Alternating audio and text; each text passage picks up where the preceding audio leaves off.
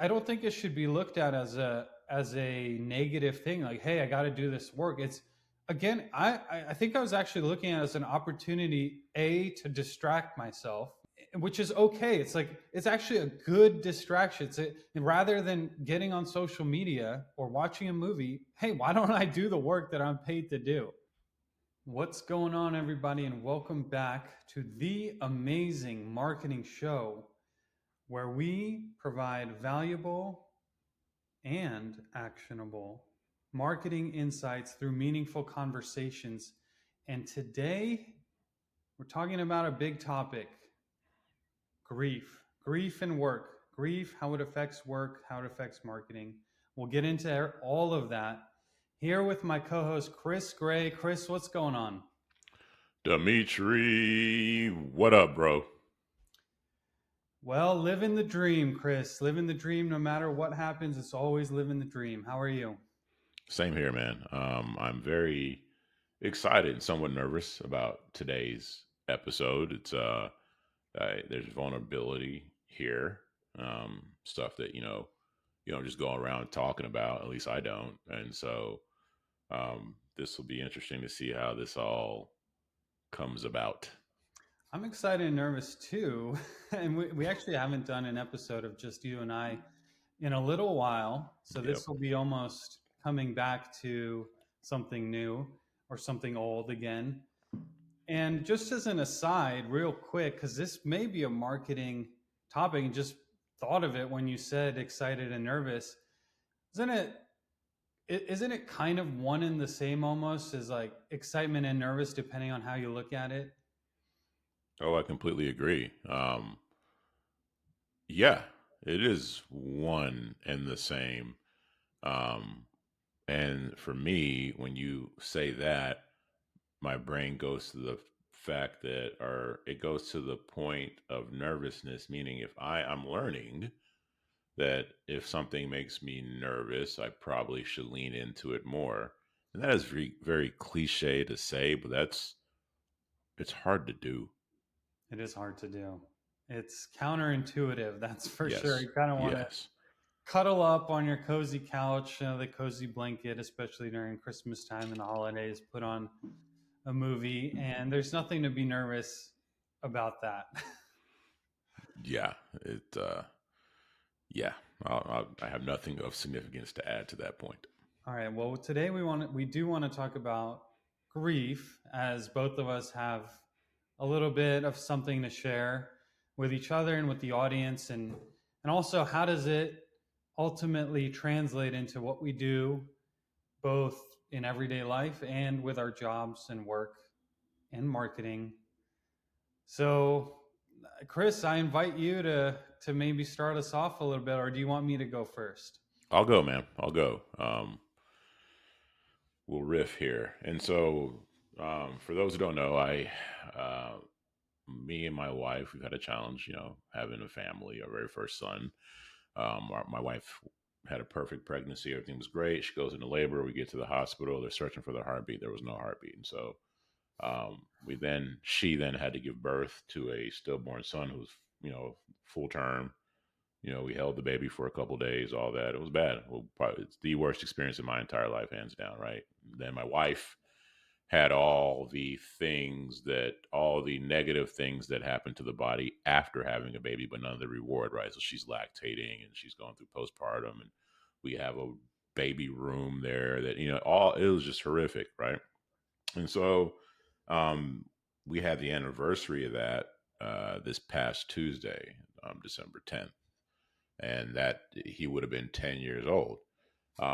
And the thing that was good about it, if anything, was that this year leading up to it, at least as far as the weight, I didn't feel the weight of it on that birthday prior to years before. My nervous system disagreed because like that, 3 or 4 days up into that, I'm waking up at 3 or 4 in the morning. I don't know why, Hmm. right? I'm sure it had something to do with that, but I didn't feel the weight. But something was going on inside. I'm sure. Um, but point being is that let's just go to the top, the title of this episode: grief and work. So December 10th hits. It's a Tuesday. I wake up and I'm like, today I'm gonna fuck everything up in the best way possible. Like, work is about to get annihilated. I'm gonna go to the jiu-jitsu gym, and somebody might submit me, but they're gonna catch a whole shit ton of hell in the process. Hmm. It was a locked in kill mode that day. What better way for me to honor my son than to, this life we have, Dmitri, the freedom we have, things we've done. Um, my son's a part of that story for me. And so, since he's a part of that story and today is his birthday, I'm going to honor him by just going extra today. So, I go in there work wise. In the morning, I forgot what I did, but I killed it. And I was crushing it that morning work wise. And then I go to jujitsu and before I'm in my car, I turn it off, I just get centered, breathe a little bit, and I walk in. I'm in murder mode, and I mean, there's a black belt there that I usually have a hard time with. Took him out. There's another guy in there. He's a purple belt, but he's tough as hell. Um, there's a thing called an ankle. It's called a toe hold. It's like if I'm taking your toes and I'm pushing them into the middle of your foot, like Hmm. really the pressure's on your knee is what Wow. really hurts. I got one of those. I've never done that in my entire life. I toe hold a guy. Another guy gives me a whole lot of hell. He point wise he won that match, but again I gave him a shit ton of hell. Submerged in jujitsu, and then come back to work. And let me just I know I'm talking a lot, but hell, why not? It's a Yeah, podcast. this is a podcast. That's what we're here for. Yeah, that's a very good point. So then check this out. I get on a meeting with a client, and the client brings some person who's supposed to be like there's a new person on the call, and this new person's like, yeah, I'm such and such, and I'm helping with operations. And I'm like, okay, cool, whatever. And we're on the call, and we have a guy who's a client manager who's leading the call. I'm just kind of in the background, just there for support to add in, because this guy is kind of new. He doesn't know marketing, so I'm just there in the background to help fill in the gaps. And I quickly realized that there's something odd about this operations guy. Sure was asking a lot of marketing questions. Sure was very knowledgeable in marketing for an operations guy. And the data that he was asking for, if he was operations, could be pulled through operations. So I'm like, if you're an operations guy, why are you asking for data that you could just easily pull if you are in operations, right? You could pull this. And again, you're very knowledgeable for you know a lot about marketing, right? And so um, he caught me on the wrong day. Right? He caught me on the wrong day, Dimitri. I was polite, but it was the wrong day for him to be for that game to be being played. Right? Don't bring me into a tiny arena, me versus this guy, throw a knife in the middle and see who wins, especially on that day, because you know what I mean. Like it wasn't the day to do that. Um, and so they did well in that. I'll leave it at that. Um, But what I found that day, Dimitri, is that and then even as a husband and a father, I was very present with Jenny, very present with Jewel, very grateful for that day. Um, I killed the day. There was an intensity that I took away the next day. I was like, man, there's a different level that I can access, and it's always there. It doesn't take me, it being the anniversary of the death of my son or his birthday. It doesn't take all that. That level is always there, so I can attain it. So why don't I always go? Why don't I always walk into the gym with murder on my mind? Why don't I always step into work with murder on my mind, with an intensity? But here's the part that I want to change with all that. That day, there was a heaviness to me though, like a very seriousness. Like I wasn't mad at anything, but I was like to the point where my daughter's asking me, "Hey, am I okay?" My wife asked me, "Am I okay?" I felt okay, but I was very like Hmm. kill, kill, kill mode. I I know I can access that kill mode, but there can be a effortlessness to it. Like when somebody's really good at something, they make it look easy, right? You see a Kobe do something, or you see a ball get caught, or you see some beautiful marketing. It's so good, it looks easy, right? Um, there's a lightness to it. I don't know how to explain it. There's just a effortlessness. That's the best way for me to say it. And so I know Dimitri, and it's gonna get a little woo woo, and I'm gonna go there, and then I have one more point to make, and I'm done. is that Putting on the I rose. know, I appreciate it, brother. I know now that my gift is I'm at my best when I'm 100% present.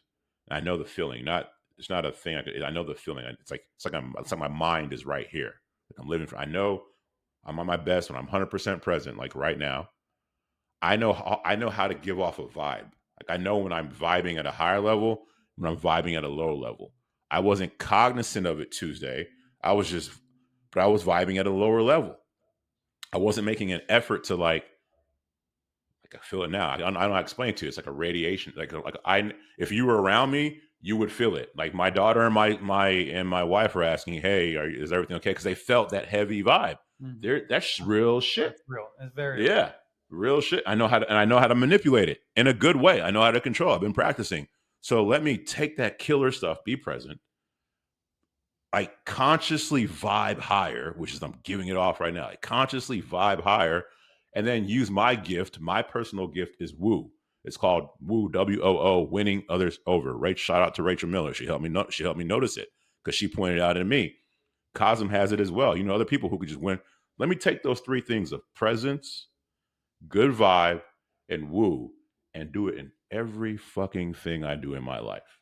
Business, my wife, my daughter, my friendships, being a son, being a brother. I have a meeting with my sister after this call. Everything in my life, I'm taking those three things and I'm just gonna. That's what I took from that Tuesday. Now check this out. Talking about grief and work. We have somebody else I know. I don't want to give a bunch of details, but there's somebody else I know who works, and they're going through trauma, and they're going through grief, and I'm watching how grief and trauma shows up in their life, and it's the opposite. It is it's like I feel like if I was able to like magically remove this grief and trauma from the person, they'd almost feel lost. They wouldn't be relieved or happy. It's like I took their identity away. Mhm. Oh shit, now I don't have a reason for all this behavior. I don't have a reason for this. Like it's almost like for this person, the grief and trauma is their identity. It's almost like they want it, man. Like they're looking for more of it. They want to feed off of it. And then it shows up in their work or lack thereof. Oh, no, that's just my trauma. Oh, when you're going through grief, It's the an excuse. yes, at the end of the day, and more than an excuse is something that you just like. Like you're eating off of this. You feed off of this. So I found it interesting with the approach to grief and work where it's all up here, right? And mainly in here. And it could be used and it's like alchemy, right? You could turn it into whatever you want. It's just interesting how we do it differently. That's what I got, bro. It's reminds me. I think I think about or okay. Let me start it this way. Most men apparently they think about these few things, or a lot of people do, or there's a meme about this at least. So I'll talk about it. That a lot of men think about the fall of Rome, the fall of ancient Rome. They think about the Lord of the Rings, the book and the series and all that. Those who are interested in it, and then like a couple other things that men think about all the time. And this reminds me, I do like Lord of the Rings, and coincidentally, I was thinking about this the other day that this is not a novel idea or anything, but we all have a Smeagol and a Gollum inside of us. Are you Hmm. familiar with Lord of the Rings? Oh, of course. Oh, come on. Okay. Yes. Yeah, I mean, this is a common theme about in a lot of great literature is that there's always a good and evil, and it's not that there's one person that's good and another person that's evil. Is that we all have good and evil in us. We all have Gollum and Smeagol, like I mentioned, and the thing that it's the ring, right? The ring of power that was controlling him in that case, but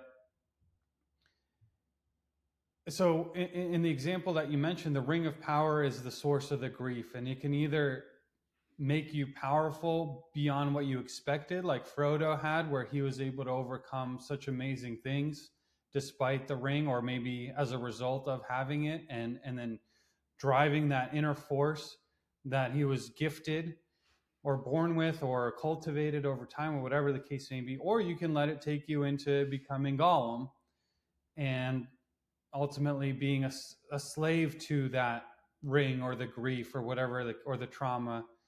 And yeah, I mean, I guess it depends on what the person decides. I really like how you have decided, at least this year, and I don't know if it's a conscious decision or not, or maybe it's something that you cultivated over these last 10 years, but you decided that you're going to seize the day. And it sounds like there's still a little bit of work that you want to do where you don't want to have that heaviness to those around you, even though you're killer mode, which you like, you're getting things done, you still want to lift that heaviness. But I mean, it's trending in the right direction, right? Yeah, I love what you were talking about with the Schmiegel and Gollum. By the way, I loved. I think it was the second Lord of the Rings. It's probably one of my most watched movies ever. When I was in college, I went to sleep to that movie every night. But anyways, I love the analogy there, and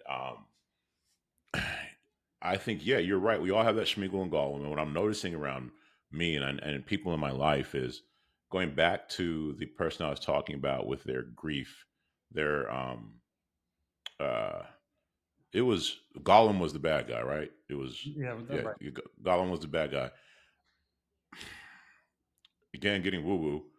I believe there are people out there that I know, at least in my personal life, that like the Gollum is like food to them spiritually. Like they are going, if you look for it, you will find it. It's that whole thing of, hey, look for everything red in your room. And they start looking around at it. You'll say, hey, show me something green. They don't know it because they were looking for red. If you like people say they don't like drama, but they'll like be talking, and in the very next sentence we'll talk about like somebody be talking about behind somebody's back, or we'll give you some example that shows they actually do like drama. Like people feed off of the golem, like, and it just becomes addictive. And there's other people out there. It's like the Schmiegel is there. Schmiegel is there. It's harder for me, my personal experience. It was harder for me to like start feeding off of that more. I had to like, it's like eating broccoli. Like, okay, this is, I know this is good for me. It's just kind of hard. It don't taste that good. It's harder. It's more comfortable to be negative. Like that's easy to do. That's what most everybody does. It's easy to be negative. Let me lean into this great part of me. This shit's broccoli. This doesn't taste good. This is uncomfortable. Years later, oh man, I eat broccoli raw with some little hummus. I love broccoli. It just takes training. So I love what you said. It seems like most parts of life don't come easy, and there's certain things that do come easy, and maybe that's short lived. Mostly anything that comes easy initially, if you want to take it to the next level, there's still a level at which you have to work hard to reach it, no matter what it is in life. And it's, I mean, the Smeagol never leave. I mean, the Golem never leaves any of us, even if we're able to kind of push him down. But for those who, and it's all building neural networks in your mind, neural pathways, what, and then it does become easy. It's like working out or eating right. And it's actually, it's it's easy if you're used to it. Yes. It's easier than not doing it for the people who are used to it.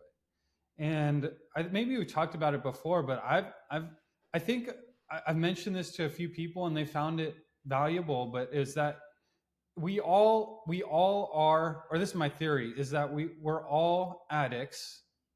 We're all addicts. Every single one of us have addictive personalities, but everybody gets to choose what they're addicted to. Ultimately, get to choose. So, are you going to be addicted to positivity or negativity? Now, there is a lot of upside to negativity, like you mentioned, where you get certain people feeling bad for you or attention, and it's a way to get what you want, right? It's a way of getting there. But and then, man, this is like, and then going back to some of the religious conversations we had, the people who are true believers, it's not I don't think it's easy to be that Right. right off the bat, but once you've developed those neural pathways and you become a true believer, then that's the only way you can live. But you have to work your way up to it. So maybe grief as well as other emotional events are opportunities or tests. Even maybe they're tests. They're tests in our lives of what are you going to do with it. And hopefully we can persevere and be better for it. I'm interested in hearing what was going on in your world, sir. A couple weeks ago, maybe 3 weeks ago now at this point, um, my grandmother had a stroke, and then 2 weeks later, give or take, she passed away at the age of 96. So, and really, she had, and no matter what age somebody passes away, there's grief involved in it. But um, this event, this whole process, there's a lot of lessons that I've taken away from it. I want to share them with you, and also a little bit about the history of my grandma, which is only after she passed away, a lot of people started sharing these articles, these videos, and one particular video that I had never known about until after she passed away, but literally the day after I found out about it. And it was an interview with the Holocaust Museum, and she went over the history of her life, which started in 1928 in Leningrad, Soviet Union. So she caught the entire World War II atrocity that happened there, and her family, which is my family, and everything that they went through. And there's two things from this part that I wanted to share. And I kind of want to hear what you think about this. But one is that every bloodline has gone through tremendous difficulties at one point or another.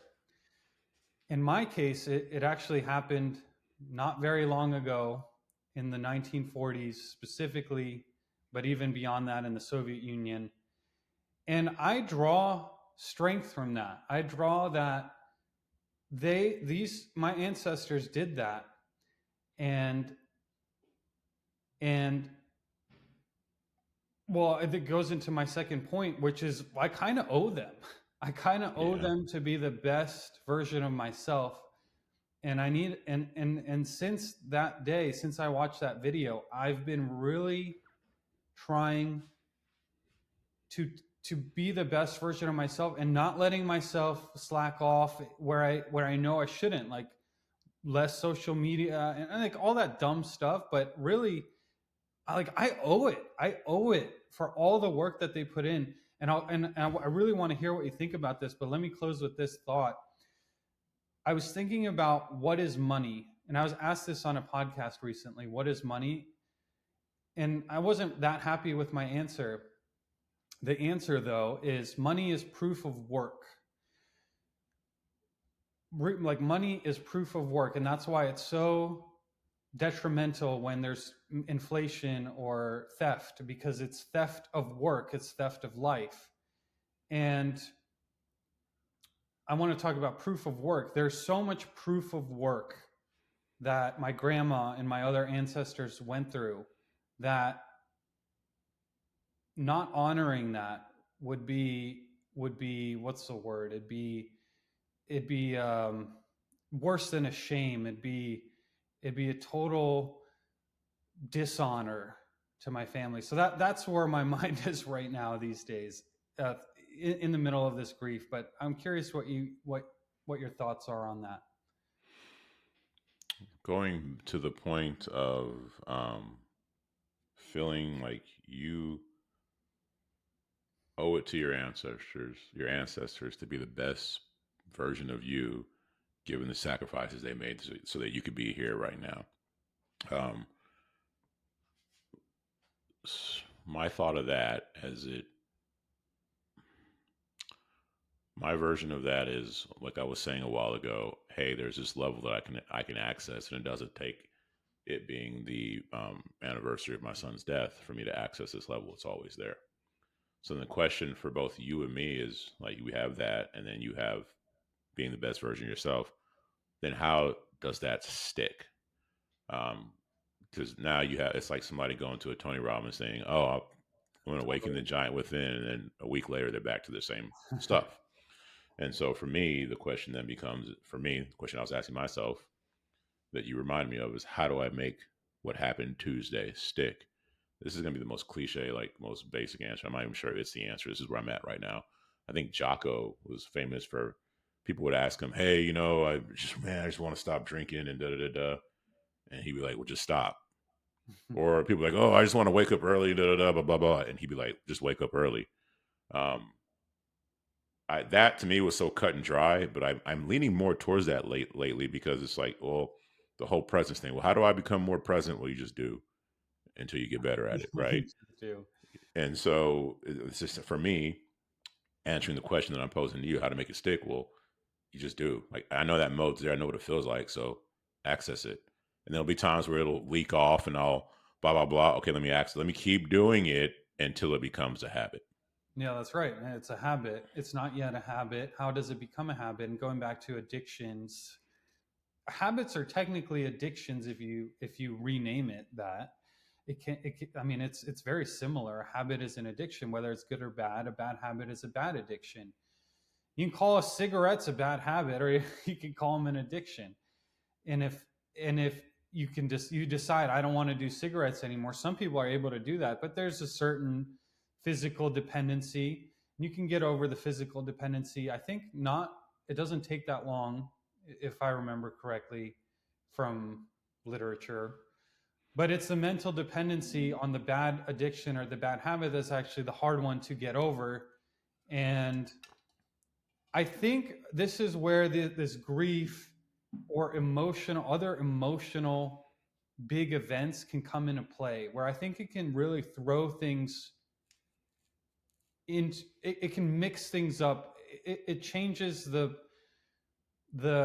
It's not a normal case. You hear about. I think this is real, by the way, where regular people turn superhuman when there's something really emotional happening.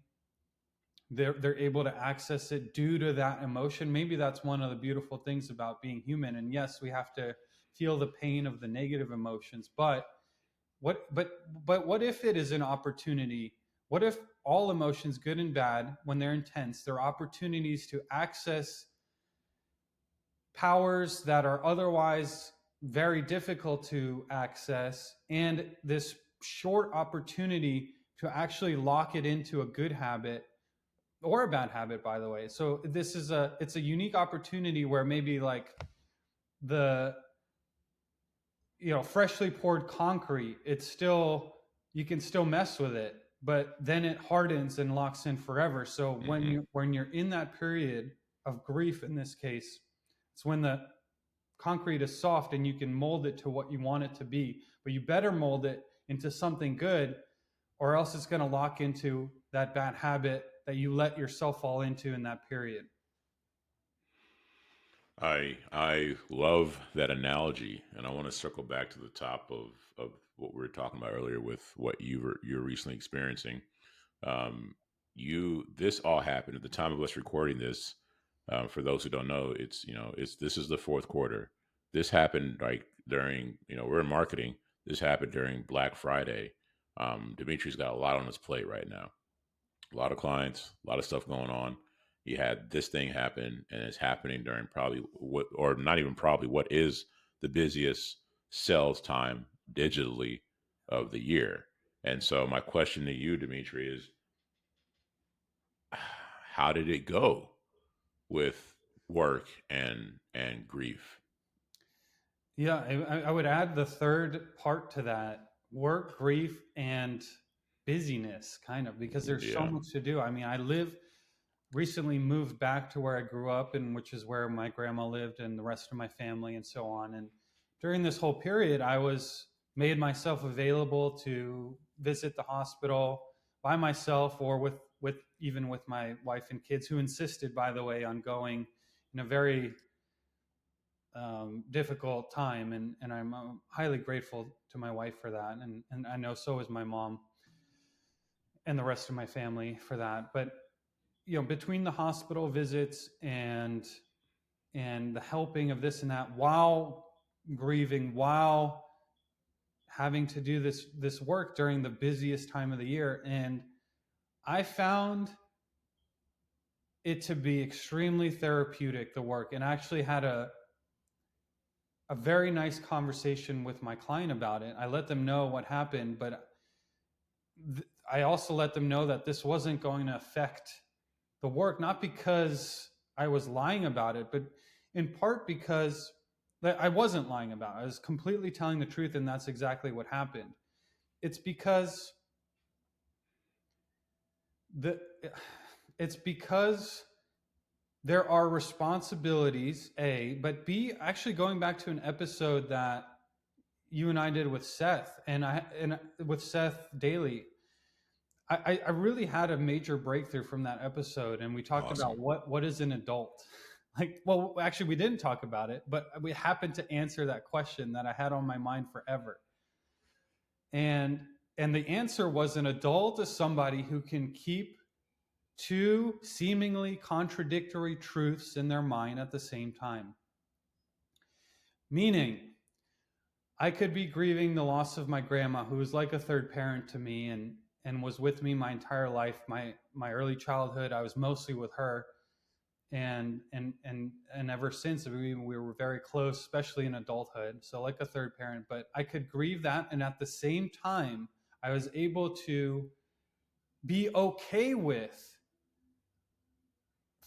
locking into work, dedicating time to it, and not feeling bad about it because I can be an adult and I can hold these two things, two truths that may not actually vibe with each other. Like, hey, you should be sad or something. Or you shouldn't be able to work during this time. Like that's not whatever it could be. But I was able to thrive in that environment in part because of that breakthrough from our other podcasts that we had. Oh, I love that. And thank you for that reminder because that was such a simple yet profound statement. Um, Holding two contradictory beliefs at the same time. The and it goes back to what I was talking about with somebody who there's somebody else out there who grief happens, something traumatic happens in the family, whatever it is.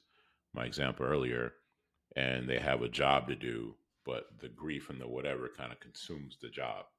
They're not separated. It's not like, hey, this happened and I have a job to do. And I love what you said because it's cool that you told your client that, but it wasn't like there's a difference. There's a way to tell your client that's a low key way to say an excuse for something not getting done. There's a way to tell your client that it's just this is what's happening right now. It's a matter of fact, but doesn't impact the job. At the end of the day, you told your client that your grandma passed. I'm sure they said, they gave you condolences or gave you their condolences. If that client that I had Tuesday that had the operations guy on the call, whatever stuff was going on, I could say, hey, you know what, today's the death, this anniversary of my son's death, and they would be like, they'll give me their condolences. But at the end of the day, they really don't give a shit. I'm not saying that to be rude. I mean, this is just how it is. Like, yes, they would. The condolences are real. I believe that. But then also that has nothing to do with the deliverables that they pay us for. Right, and that's what it is. It's a deliverable that's paid for, and there's a responsibility. And we do a man in the arena segment all the time, and I mean, what's more man in the arena than something like this? And I don't think it should be looked at as a negative thing. Like, hey, I got to do this work. It's again, I think I was actually looking at it as an opportunity, A, to distract myself. I mean, there's a lot of reasons to distract myself, uh, which is okay. It's like it's actually a good distraction. Rather than getting on social media or watching a movie, hey, why don't I do the work that I'm paid to do? So it's a good thing, and it can give your mind a rest. It gave my mind a rest while I was working, and it's and I don't think I even told the client. It was more like they found out because there's no excuse to be made or anything. This like everything will be done as agreed upon because that's the word that was given. And hey, I'm actually using this to my advantage because Mm-hmm. otherwise I'd be a little bit sad and depressed all day. But instead of doing that, I can only do I'll leave that just for a couple hours. Um, I don't think, Dimitri, that for my grief situation, it would have been approached the way it was approached Tuesday. The progress wouldn't have been there had it not been. For those that don't know, me and Dimitri have talked offline. I am um, the most comfortable with myself that I've ever been, and that's because I'm in touch with me. Like I'm less in here and I'm more in here than most I've ever been. I'm not all the way in here, but way more than I've ever been. Less having my mind consume me and take me off different places, dark places and shit. Dimitri, you were talking a little offline about some stuff that you realized in your life through the situation with your grandma and how it's bleeding into your life right now. I would love to hear more about that. Yeah, well, let me share that I mentioned offline, and before that, or let me preface it, or let me follow up with some of the things we talked about first by saying that there have been other points in my life where I was grieving something, and one point in particular is when I actually, this was years and years ago, but I actually lost my job at the same time, and not having that work was probably the worst part about everything, because at that time I didn't have the strength to figure out a different option for months. For months. So had I not lost the work, it wasn't because of anything I did, but that's why I think grief and work actually go hand in hand together, as to get you through in a positive way, because it's such a great outlet. If you, especially if you like what you do, but maybe even if you don't. Okay, let me should share the story I told you earlier. It was um, on the day that my grandma passed away. I drove over there, and in the hospice room, there was we performed an activity, and I'd never done anything like it. Not it was. Let me rephrase it. It was an activity. It was a. I don't know what to call it. So let's come back to what we're going to call it later. I'd never done anything like it. Now, let me explain what it was. So we were sitting around the bed, and with my mom and her very close friend, who's an experienced healer, maybe. And we set this intention of helping guide the spirit or soul of my grandma to wherever it needs to go to be properly going. And like, I don't know much about this. We talked about woo, but especially after I kind of started to believe in it more and more, some parts of it, and but there was this guided walkthrough of how to do this, and it involved this intense concentration and closing your eyes and truly concentrating. And I would I would challenge anybody listening to this to close your eyes and concentrate on one thought without straying away from it and thinking and letting your mind pop in with, well, what about this and what about that. I think we're all of our minds are fairly cluttered in that way, and I could say for myself that's how it's been. But through this guided process, I was able to access this deep level of concentration on one specific thing, and I didn't know it at the time, but yeah, I didn't know it at the time. It's only later that I realized that it was an intense experience of concentration, and and I'm like, what was that? And maybe it was meditation in a way. And so since then, I've been trying this meditation through thinking. Now, meditation is traditionally thought of as the absence of thinking, I think. But I've felt calmness and clarity and my nervous system relaxing through this deep concentration. I'm very curious to keep exploring it. I don't know what it means yet. I don't know, but it's another thing I can thank my grandma for. And there's other things I haven't even mentioned yet since her passing away. But that is one. I don't know. Have you ever experienced anything like that? Yeah, I mean the whole thing. Mine is the opposite. My clarity and concentration has come through the absence of thinking, and then thinking when it is time to use the tool, right, and then putting it up when it's not time to use it. When I'm at my best, right? That doesn't happen all the time. It still creeps up and all that stuff. Here's where I'm at with what you just said, though. There's a you're getting in touch with something, and this can go wherever it's going to go. Whatever we've talked about religion. Um, I don't. I've been on a journey probably for the last 2 years now, spiritually, and I felt the most closest to God, whatever that might look like, than I've ever have in the last 2 years. But I was like, hey, do I want to? Do I just pick a religion? Do I just pick a path? Do I? I didn't know. It's been going, and we've talked about our views on religion in this podcast. And here's where I'm at this current juncture. I believe for me that there is no one way. For me to come and say, hey, this is the absolute only way to God, for me to say that would be pompous because whatever God is, however you look at it from religion to religion, and it is something that our human brains can't fathom. It just, how can we wrap our minds around this? We're not, it's impossible. So then how can we say that we know the way to this thing that's unfathomable? If that makes any sense. Here's where I'm at with it. I believe there's no one way to whatever that looks like for you, for people, whether it's heaven or whatever it is. There is no one way to whatever that path is.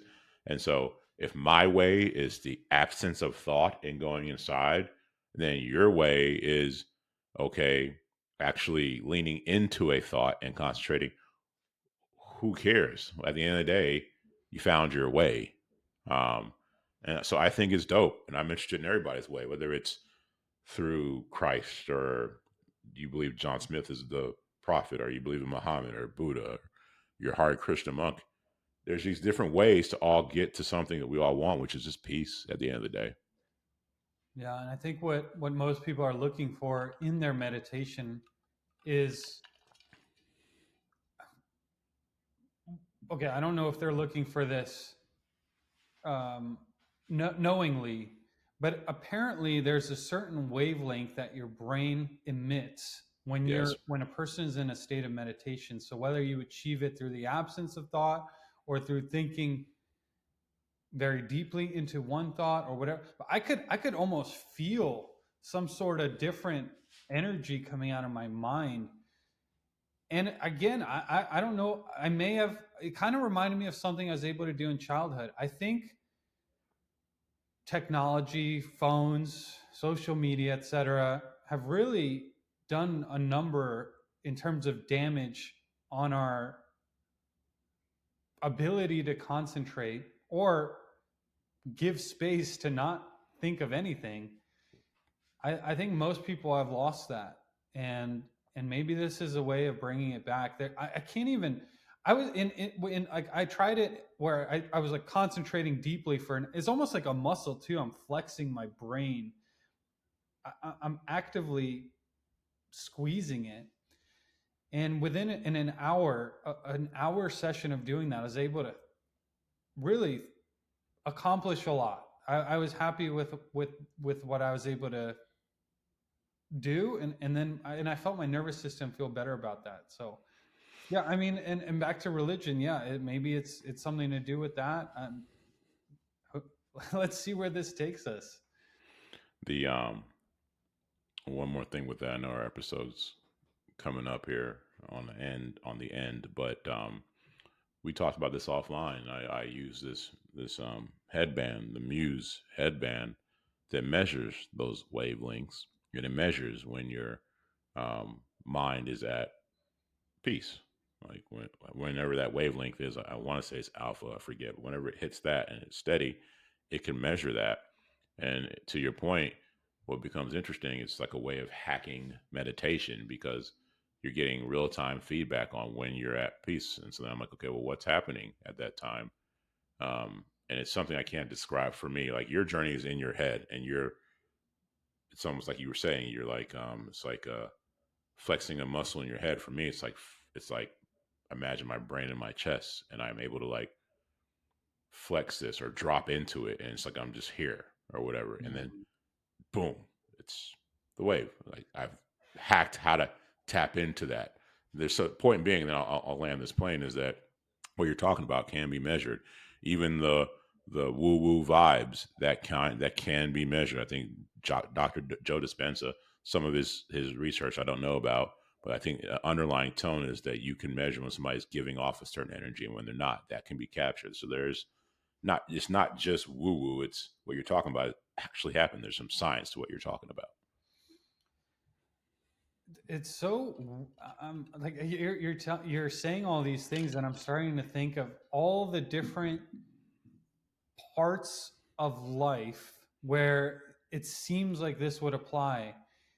I've heard from the front row dad side about space versus closeness, right? Or and I heard about breathing, which is expansion and contraction, and how all of life is really expansion and contraction. Your relationships are expansion and contraction, yin yang. And they're probably up to something over there with the yin and the yang, and how this dichotomy of life and this back and forth and this wave. And what I'm starting to think is that one of the keys to, I'm not going to say life, but maybe, is a certain back and forth, meaning going on a like a sinusoidal wavelength, like up and down, up and down, up and down, forward, like a wave, like um, like a breath, where you can't stay still on one spot, like a vibration, right? Life is vibration. Okay, now a little bit rambling, but the point is maybe these emotional experiences are actually our best opportunities to level up life, work, relationships, whatever. But it's very dangerous because you have to act in that moment, or else you actually level down. You can level Yes. yourself down. So you have to be prepared for it when it comes. And it's kind of a cool opportunity. And at least from what I've experienced, is the biggest growth periods. The periods I'm most proud of is when I had grief and I was able to do something good about it.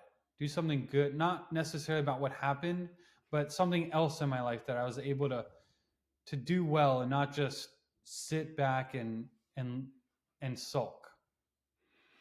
I'll wrap this episode up with this one thing. I think Dmitri hits on a very, very a good point where we have either personally or we know somebody who has um, flourished due to a tragic event or some type of drama or some type of grief.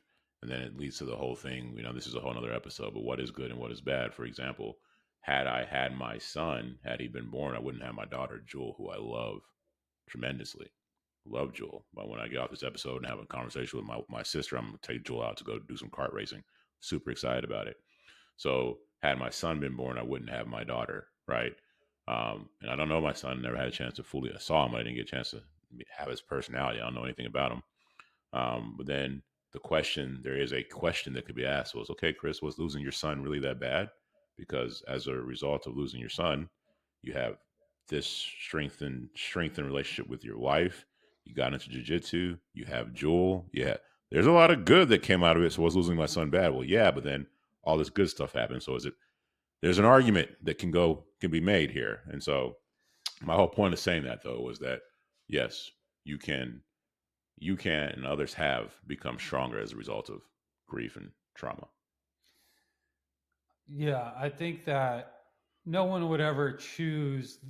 that type of grief to happen to them. But every time it happens, it is an opportunity to make the best of it. I'll put it that way. You can always make the best of it. Yeah.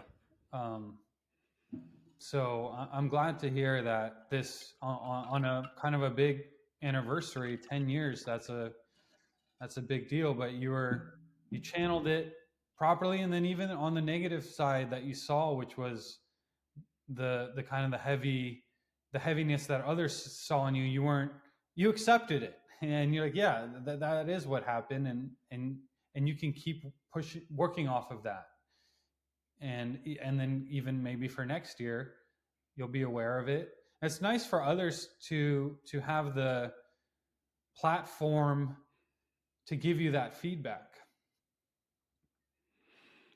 Yes, sir. And when you want people to tell you the truth, you can't react poorly to it, right? So something else that I'm learning, but also that door swings both ways, man. I feel a there's a saying, right? Like game recognized game. So um for you, like I think that's one of the reasons why you and I connect is there's a camaraderie there. There's something I see in you that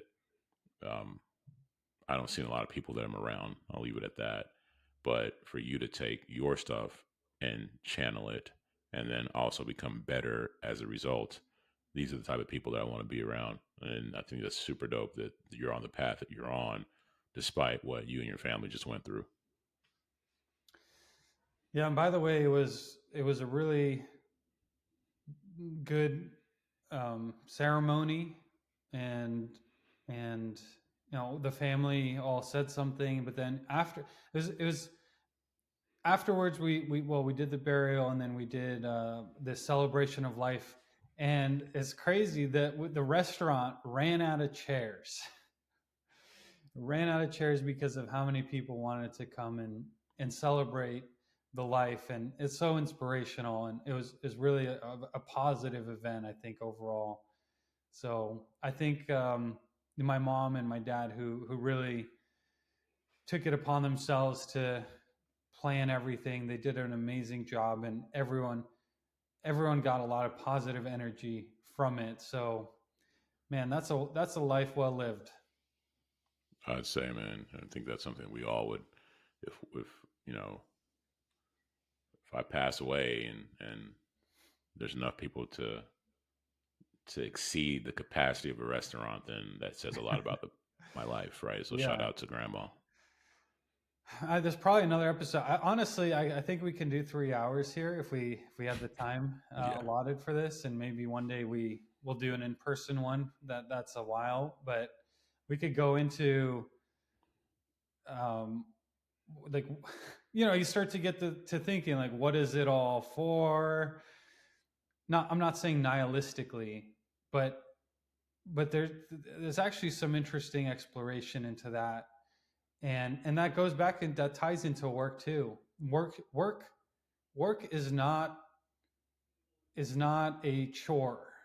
It shouldn't be a chore. It's not a chore really. And learning about work, and then proof of work, like I mentioned. I mean, I think I would love to discuss this further one day, but yeah. Anything else to add to the grief and work episode, Chris? Nah, man. Thanks for letting me talk about this. Well, likewise.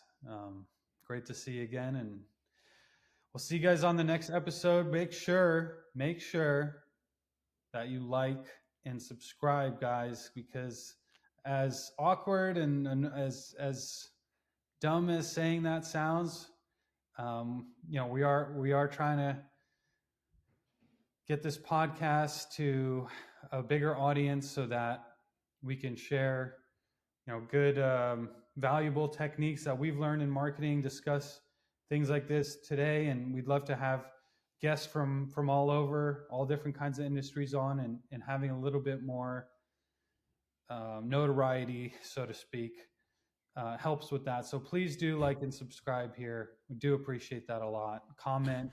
Love to see your comments. We'll get a little conversation going in the comment section. And we'll see you guys on the next episode. Real quick, Dmitri, just occurred to me that the marketing show, the marketing guys, this is the first time we've had a solid call to action on our show. Thank you for doing that, bro. All right. See ya. All right. Peace.